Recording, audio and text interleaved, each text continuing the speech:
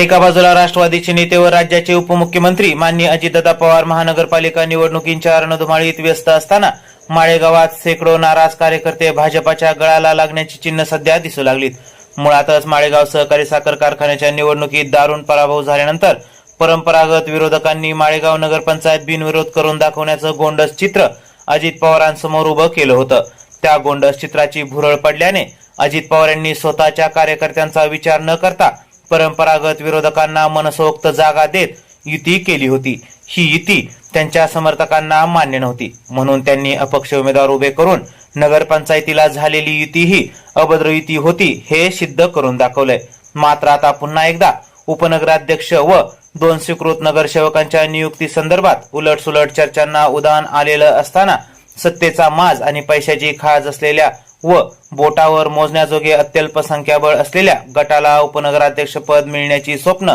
पडू लागली आहेत. खरं तर ज्यांना बिनविरोधचं स्वप्न साकार करता आलं नाही त्यांना खैरातीत उपनगराध्यक्ष पद व स्वीकृत नगरसेवक पद दिलं जाणार असेल तर अजित पवारांशी व पक्षाची एकनिष्ठ राहिलेल्या वेळ प्रसंगी परंपरागत विरोधकांशी वर्षानुवर्ष 2 हात केलेल्या कार्यकर्त्यांनी काय गोट्या खेळायच्या का, अशी खमंग चर्चा सध्या माळेगावात रंगताना दिसते. त्यामुळे पक्षातील एकनिष्ठ कार्यकर्त्यांना डावलून पक्षाबाहेरील लोकांना व विरोधात काम करणाऱ्या संधी साधूंना संधी दिली जाणार असेल तर राष्ट्रवादीच्या गोदड्या सतरंजा उचलण्यापेक्षा आपणच भाजपात गेलेलं काय वाईट असं म्हणत राष्ट्रवादीच्या कित्येक नेते मंडळींनी व कार्यकर्त्यांनी भाजपाशी हात मिळवणी करण्याचा निर्धार केल्याचं खात्रीशीर वृत्त समोर आलंय. उल्लेखनीय बाब ही की सध्या माळेगाव शहरात बोटावर मोजण्याजोगे अत्यल्प संख्याबळ असलेल्या गटाला उपनगराध्यक्ष पद दिले जाण्याच्या चर्चेला तोंड फुटल्याने राष्ट्रवादीच्या कार्यकर्त्यांबरोबरच जनमानसातून तीव्र नाराजीचा सूर उमटत असून